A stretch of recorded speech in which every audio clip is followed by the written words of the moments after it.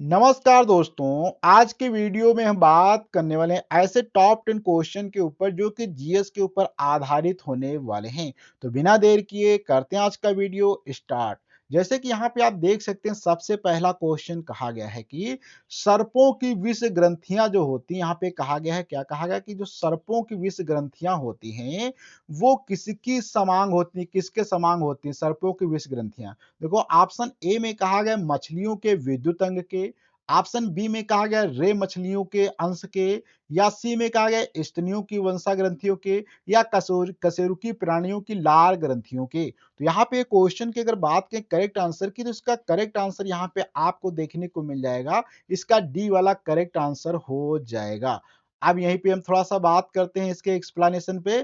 तो सही उत्तर तो यहाँ पे डी था, लेकिन सर्पों में विष ग्रंथियां जो होती जिसको हम वेनन ग्लैंड्स कहा जाता है, कशेरुकी प्राणियों की लार ग्रंथियों जैसे कि विशेष रूप से पैरोटिड ग्रंथियों के समान होती हैं। जैसे कि हम जो सांप में यहाँ पे लार ग्रंथियां होती हैं, उसी प्रकार से जो हमारी ये लार ग्रंथियां होती इन्हीं की ये समान होती हैं। और यहाँ पे बात करें तो उद्विकास अर्थात इवोल्यूशन के दौरान पाचन के लिए उपयोग की जाने वाली लार ग्रंथियां शिकार को मारने या पचाने में सहायक करने के लिए विष ग्रंथियों में रूपांतरित हो गई हैं। यह समांगता एक उत्कृष्ट उदाहरण है जहां उत्पत्ति समान होती है लेकिन कार्य भिन्न भिन्न होते हैं। तो यहाँ पे आप देख सकते हैं जीवन तो शुरुआत में सभी के सेम थे, लेकिन जिस प्रकार से जिसने यूज किया उसी प्रकार से उसका यहाँ पे डेवलपमेंट होना स्टार्ट हो गया। अब बात करते हैं नेक्स्ट क्वेश्चन पे कि निम्न में से किसका सही सुमेल है। किसका? देखो स्वजीवी उत्पादक होते हैं, परजीवी उपभोक्ता होते हैं, मृतोपजीवी विबंधक होते हैं, तृणभक्षी जो होते हैं गौण उपभोक्ता होते हैं। तो यहाँ पे आप बात करेंगे तो ऑप्शन इसका जो यहाँ पे आप देखेंगे इसका ऑप्शन डी वाला यहाँ पे करेक्ट हो जाएगा। अब डी वाला करेक्ट होता है तो थोड़ा सा इसके एक्सप्लेनेशन पर भी हम समझते हैं क्यों डी वाला करेक्ट है।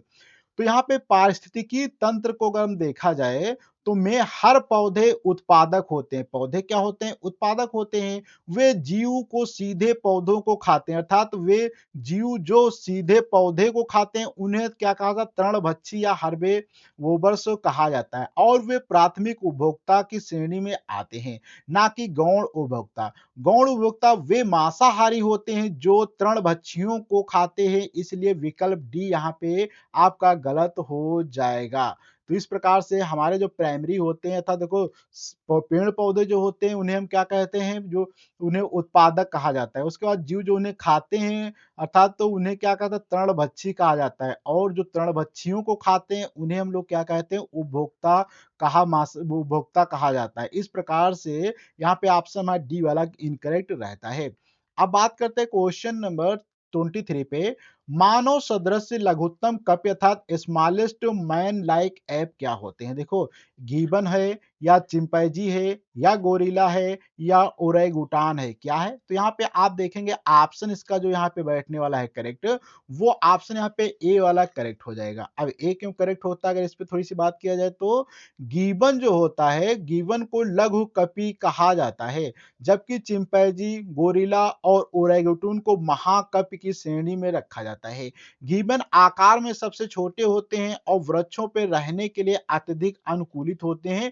यह प्राइमेट्स के वर्गीकरण में हाइलोबेटिड परिवार का हिस्सा बनते हैं। तो इसलिए हमारा ऑप्शन यहाँ पे फर्स्ट ही करेक्ट रहता है। अब बात करते हैं क्वेश्चन नंबर 24 पे, जिसमें कहा गया है कि भारत की सबसे बड़ी मछली है। कौन सी भारत की सबसे बड़ी मछली है? ऑप्शन ए में कहा गया stone fish, whale shark, marlin, या हिल्सा। तो यहाँ पे वेल शार्क जो होती है वो भारत की जो होती है वो सबसे बड़ी मछली कहलाती है। अब क्यों कहलाती है इस पे थोड़ा सा बात किया जाए तो वेल शार्क जो होता है, जिसको वेल शार्क कहते हैं, जिसका नाम होता है राइनोकोडोन टाइपूस, जो इसका साइंटिफिक नाम है, ना केवल भारत की बल्कि विश्व की सबसे बड़ी मछली है। नाम में वेल होने के बावजूद यह एक स्तनधारी नहीं है, बल्कि यह शार्क है जो गलफड़ों से सांस लेती है या पलवक को खाने वाली एक शांत मछली है। यह अक्सर भारतीय तटीय क्षेत्रों में विशेषकर गुजरात के तट पर पाई जाती है। इस प्रकार से गलफड़ों से सांस लेती है। तो इस प्रकार से यहाँ पे आप इस मछली को देख सकते हैं। अब बात करते हैं नेक्स्ट क्वेश्चन पे कि निम्न में से कौन सा एक मीन है? मीन का मतलब क्या है? देखो क्रेफिश कहलाती है, या कटल फिश है, या फ्लाइंग फिश है, या सिल्वर फिश है? तो यहाँ पे ऑप्शन आप देखेंगे, इसका जो सिल्वर अर्थात फ्लाइंग फिश है, ये हमारी क्या होती है, एक प्रकार से मीन कहलाती है।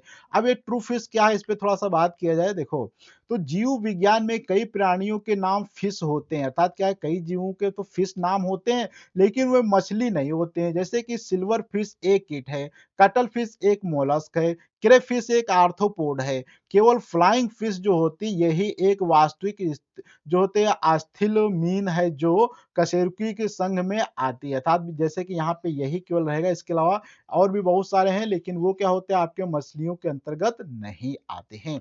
अब बात करते हैं क्वेश्चन नंबर 26 में कि सबसे बड़ा स्तनपायी कौन सा है? कौन सा है? तो ऑप्शन ए में कहा गया व्हेल, अफ्रीकी हाथी, दरियाई घोड़ा या ध्रुवी भालू।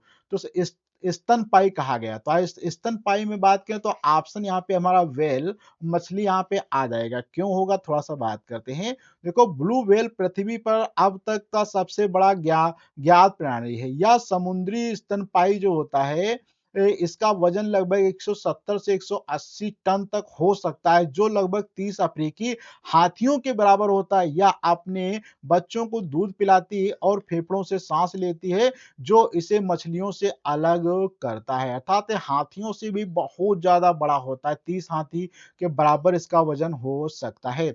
अब बात करते हैं क्वेश्चन नंबर 27 पे, जिसमें कहा गया है कि त्वचा द्वारा अर्थात मछलियों में सामान्यतः श्वसन होता है, त्वचा द्वारा, नाक द्वारा, गलफड़ों द्वारा या फिन्स द्वारा। किसके द्वारा होता है? तो ऑप्शन ए में यहाँ पे अगर बात करें, सी वाला, गलफड़ों के द्वारा अधिकतर सामान्यतः शोषण किया जाता है मछलियों में। अब यहाँ पे थोड़ा सा डिटेल से बात कर सकते हैं।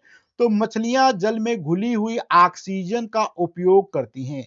इसके लिए उनके पास विशेष अंग होते हैं, जिन्हें गलफड़े या क्लोम्स या गिल्स कहते हैं। जब पानी मुंह से प्रवेश करता है और गलफड़ों के ऊपर से बहता है, तो रक्त वाहिकाएं ऑक्सीजन को सोख लेती हैं और कार्बन डाइऑक्साइड को बाहर निकाल देती हैं। तो इस प्रकार से मछलियां काफी समय तक पानी के अंदर जीवित रहती हैं, जो कि यहाँ पे आप देख सकते हैं, डायग्राम में दिया गया है। जब पानी यहाँ से जाता है, तो ये जो गलफड़े होते हैं यहाँ से निकलता है, तो यहाँ पे बहुत सारी पतली पतली जो होती है मांसपेशियां होती हैं, वो क्या करती हैं, ऑक्सीजन को सोख लेती हैं और कार्बन डाइऑक्साइड गैस को अलग कर देती हैं।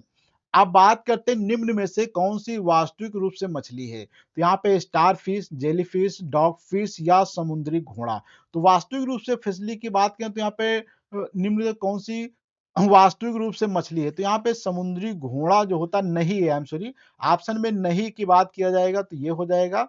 और यहाँ पे थोड़ा-सा अगर हम बात करें इसके एक्सप्लेनेशन पे, तो सही उत्तर है, क्योंकि समुद्री घोड़ा एक वास्तविक आस्तीन जो है मीन है। इसका शरीर अस्थियों की प्लेटों से ढका होता है और यह गलफड़ों से सांस लेता है।